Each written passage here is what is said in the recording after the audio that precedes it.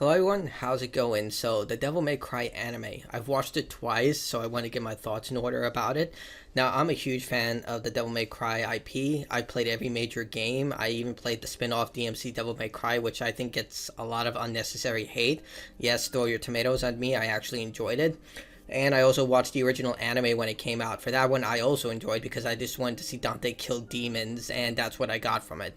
But this one is vastly better than the original anime, and I want to open up this review to tell you if you're a fan of the games, do not come into this expecting it to be a one-to-one recreation of the video games, even DMC Devil May Cry.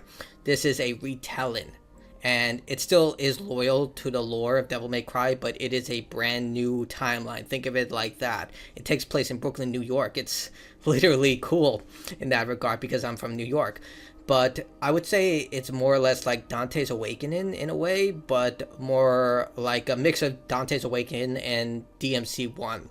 So the narrative here is very basic. Basically, a white rabbit demon is attempting to break the barrier that Sparta set up after betraying Mundus, the Demon King, and separating the human world and the demon world.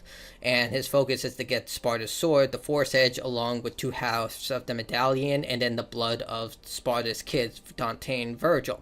And that's basically the premise of the entire story. It's very simple and well executed. How they get from point A to point B, well, that's what the anime is about. Dante himself, he's not like the original anime where he was more quiet and reserved. In this one, he acts like Dante from Dante's Awakening. He's not fully developed, but he is a seasoned demon hunter. He's fought enough with mercenaries and fought against demons who sneak into the human world in order to, kill people. He is seasoned enough where he's well known, but not enough that he has accepted everything a part of him. Part of the story is him accepting that he is the son of Sparta and he is part demon. And it's not because of rage and anger towards Sparta, it's more or less because of his own individual failures after the death of his brother Virgil and his mother after they were killed by demons. If you like, a lot of core aspects of Devil May Cry is still here. I'm trying to keep it as low with spoilers as possible. But yeah, also another trait here is that Dante actually did care about Virgil, and they don't have like a bitter rivalry between one another, at least for now. At least that's what we know of. But he does have a much more positive image for Virgil than in the original games. As for the Dugaragonist, this is Lady. So Lady's story has shifted a bit. It's still the same foundation. Her family has been lost because of demons. I won't say how they are lost, but it's not the same story like in DMC where Lady's father killed her mother in order to obtain unspeakable power. In this, it's kind of different, but also the same. She has a deep resentment towards demons and joins a shadowy government organization called Darkcom, whose sole purpose is to hunt demons. So that's another change from the original games. In the original games, demons exist and people are aware of them. Like, it's widespread knowledge. Everyone from the commoner to high government officials know demons exist. In this world, that's the opposite. Only high government officials know that demons exist, and even then, only a select few know about it. Like the President of the United States, who was dressed like a Texan, which I think is wild. He doesn't even know demons exist, but the vice president does, who's voiced by the late and great Kevin Conroy. It's hard to not, picture Batman talking, but, he is there. In fact, I would say the first half of the season literally feels like it is Batman until the later half, and then you realize the guy is crazy. But the entire focus is simply this white rabbit trying to break the barrier. Another difference between the original and this anime is the fact that they decided to take the Doom Eternal approach when it comes to demons. Whereas in the original, I believe demons are supernatural forces. They are, and they're also extremely violent. There's no bridge or type of civilization there. It's basically just violent monsters.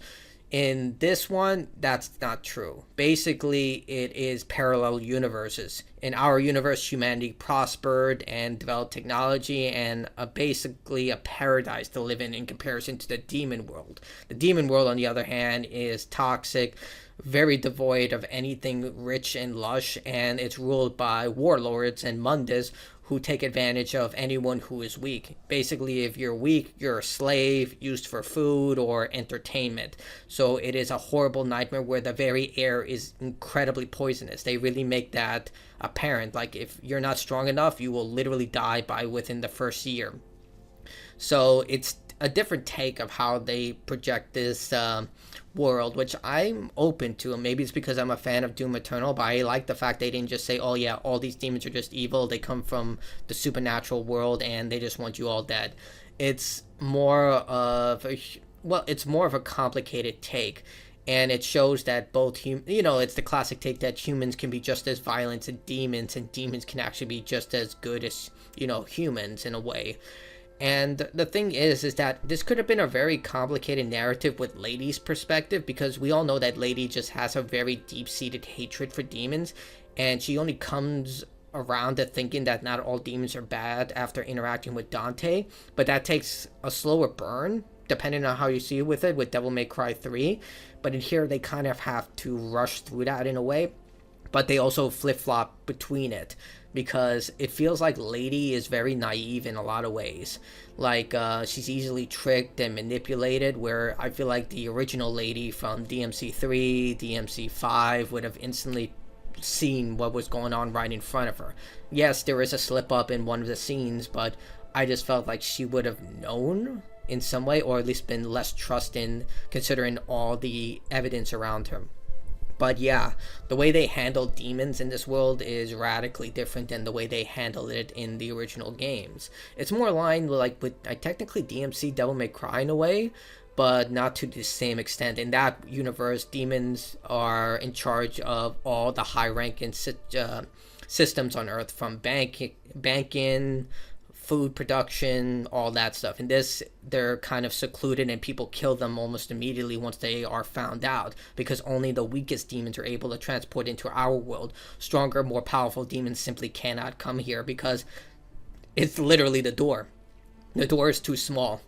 But I did like the twist at the end, where I won't spoil it, but let's just say that's really what keeps me interested for Season 2, because if this was a one-to-one recreation of the video games, I would have known what was going to happen right from the start. Like, there are some obvious signs if you've played the video games, but I don't think a lot of people are going to see the ending coming. At least I didn't. Maybe I'm just foolhardy, but it was definitely a huge twist in that regard.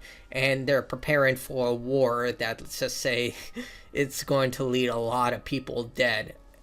Either way, I really think that the anime does a lot of things right. If you're coming to this expecting high-octane action with massive battles against demons, you're going to get that. Like, the fight scenes are absolutely amazing.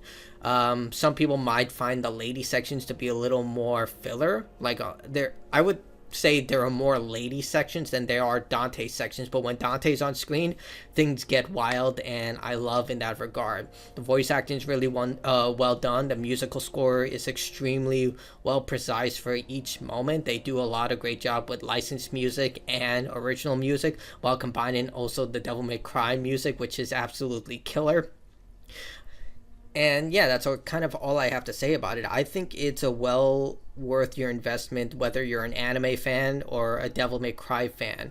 It's going to be a lot more critical from fans who are expecting like the one-to-one recreation, but I feel like if you keep an open mind, that's why I had to watch it twice. The first time I was like, that demon shouldn't be there. What the hell? Dante should have taken that person's devil arms. That's what he does in the games. But the second I shut that off and said, okay, I'm just going to watch this without any of that constant like, oh, that shouldn't be their stuff, I enjoyed it a lot more for what it was. So I really think that's where you should come watch this franchise for. Like, just watch it for the anime and the anime timeline of the Devil May Cry universe. So if I were to give it a score, I would give it the highest 8 out of 10 I can possibly imagine. And the reason I dock a few points out of it is because I felt like they played it too safe. Like, I get why they did it. They want to get fans in so they can get hooked. Then they might experiment a little more later down the line. It's very messy when you do something like that, because The Boys suffers a lot from that. Like, if you watch it, you're like, there are a lot of stuff that kind of hits and misses with it for their retelling of that. That's also present here. And I feel like once they get a good grasp of what people want and what they can go forward with this narrative, it will be a lot well developed. I get that animated shows, they have the first two seasons develop back to back. So hopefully the second season they really capitalize on that ending, because a lot is riding on that, considering how left field it is in terms of how the story follows the original timeline compared to this. But that's it for me. I really highly recommend you watch it, and I think you'll enjoy it a lot more.